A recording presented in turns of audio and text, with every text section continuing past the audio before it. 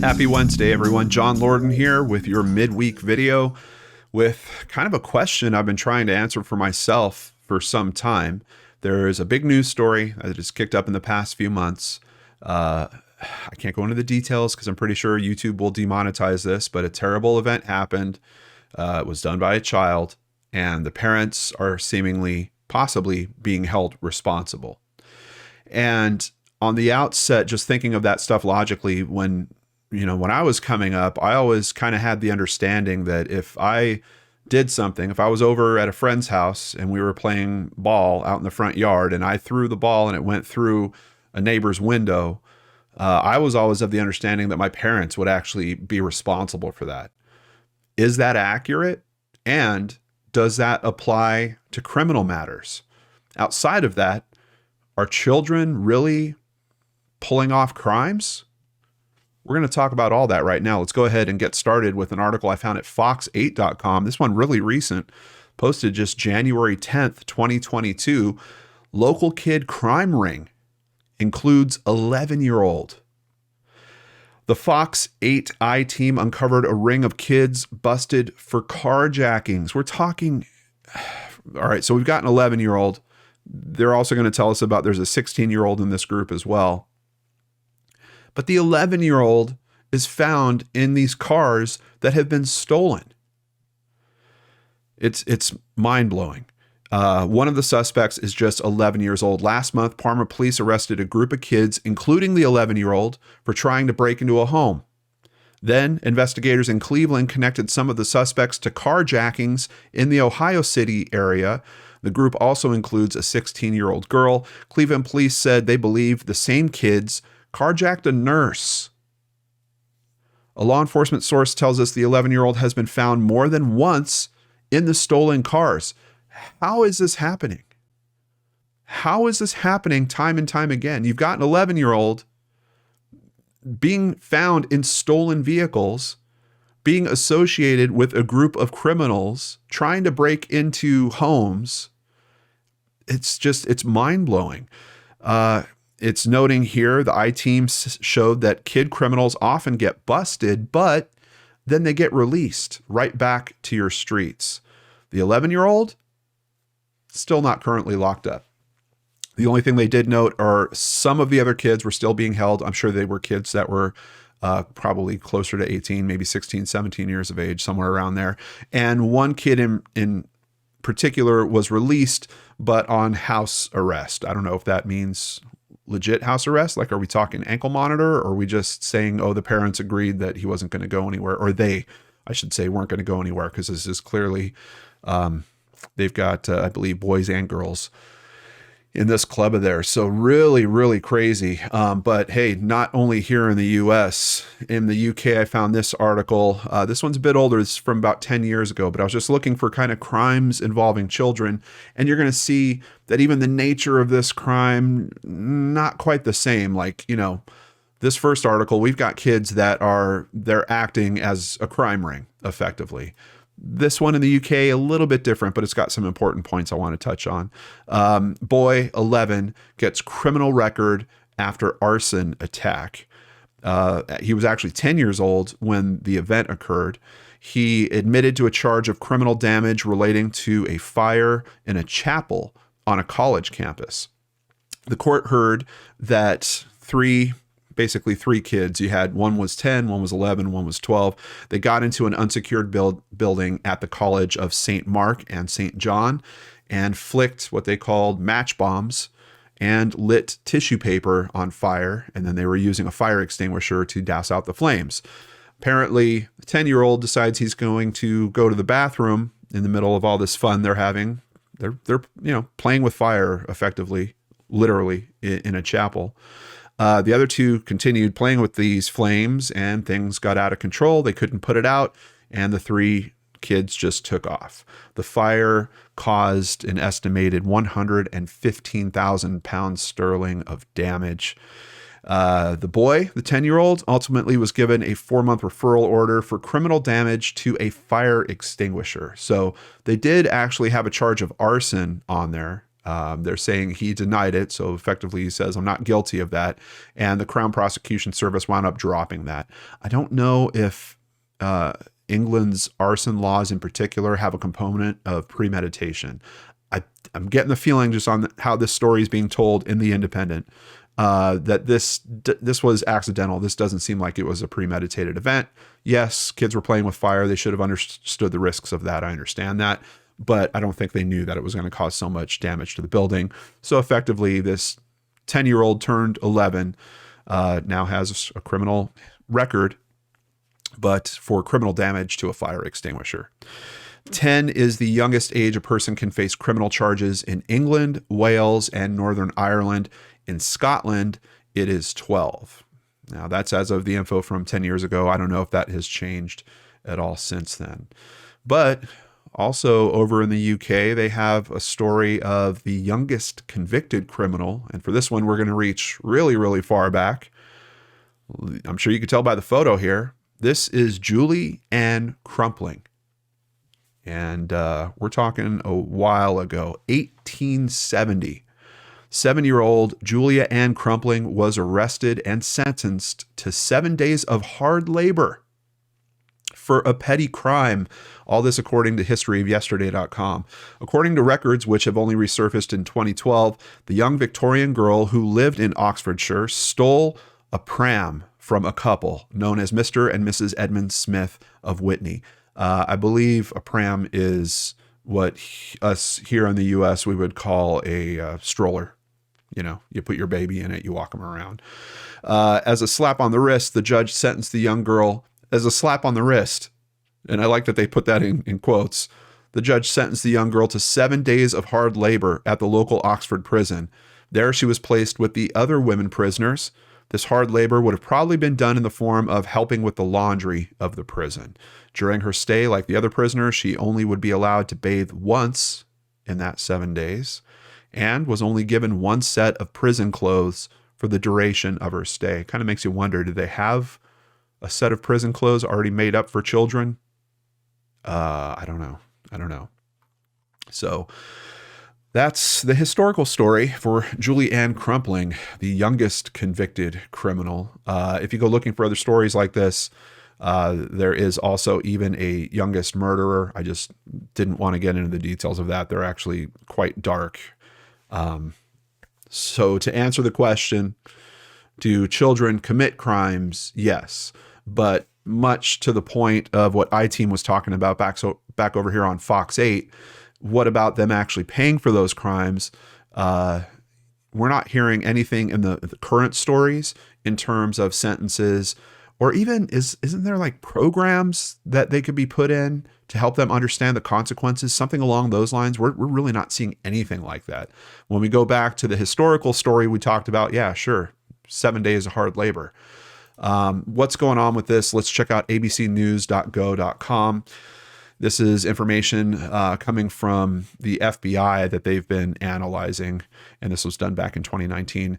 Stunning annual crime statistics compiled by the FBI show that between 2013 and 2018, at least 30,467 children under the age of 10 were arrested in the United States.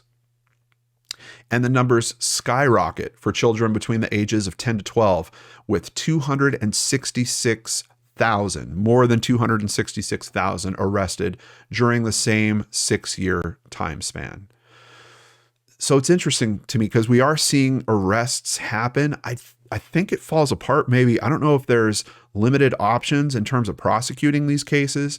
I know I was bumping into, I'm sure, a story many of you are aware of, where we had an Orlando police officer. I think he arrested 2 6-year-olds, if I remember right, and then lost his job over it because he didn't have approval for arresting anyone under the age of 12, which apparently you need in that. And that's another thing, we're talking about the different states here have different rules for all these different conditions.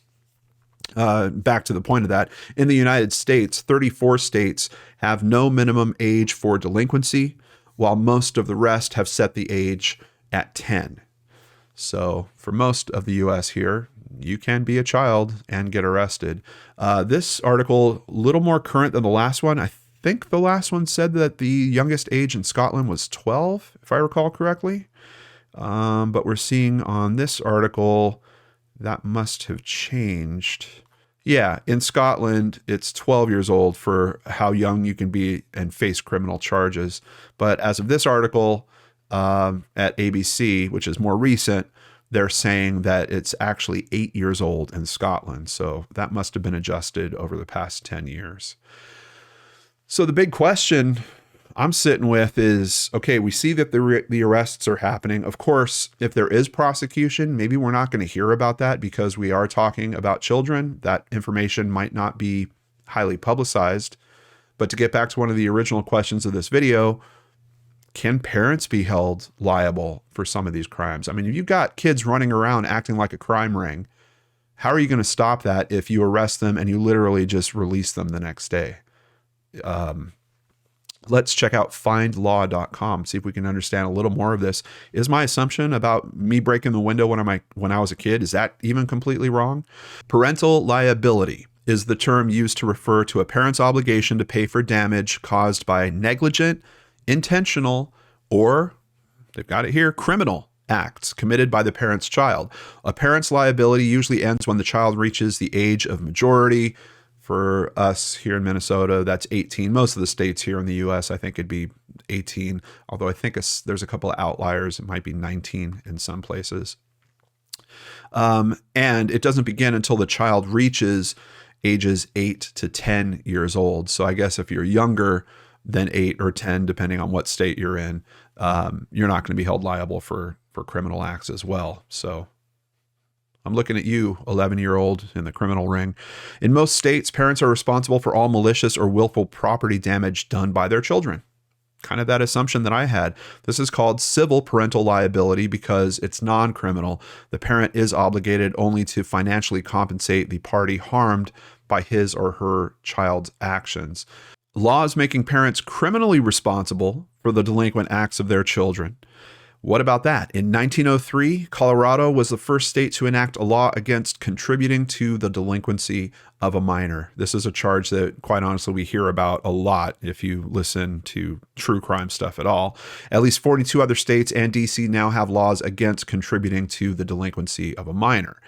So effectively, if you do have an 11-year-old running around stealing cars, the parent isn't going to be charged with grand theft auto, but possibly contributing to the delinquency of a minor. Other examples of criminal liability include firearm access and internet crime-related laws. That's another whole one to think of. Is giving your kids internet access, does that mean that you could be held criminally responsible for something around this? Slightly more than half of all states have child firearm access prevention laws that generally make it illegal for a parent to leave a firearm within reach of his or her child. In some internet access and computer hacking law cases, a parent can also be responsible for their child's online crimes. I mean, that opens into a whole other area. If your minor child spends time with two parents in two different states, each parent is responsible for the child's actions while in their care. Yeah, that's got to get really, really sticky. And what about insurance coverage? Since homeowners or renters insurance includes both property and liability coverage, wrongful acts of children or negligent supervision claims may be covered even if the act took place away from a policyholder's home. So in that example, we kind of started today's video with, I'm at a friend's house playing ball. I throw the ball through the window. Actually, my parents' home insurance is likely to cover the damage from that, even if, in most cases, from what I'm seeing, even if I did it on purpose. So that's kind of how that would play out. I kind of wish I knew that when I was a kid, but I also kind of don't. I don't know what you guys think about that. Over at criminaldefenselawyer.com, what about failure to prevent crimes by children? I mean, that's essentially kind of what this negligence charge really that could be aimed at parents is about.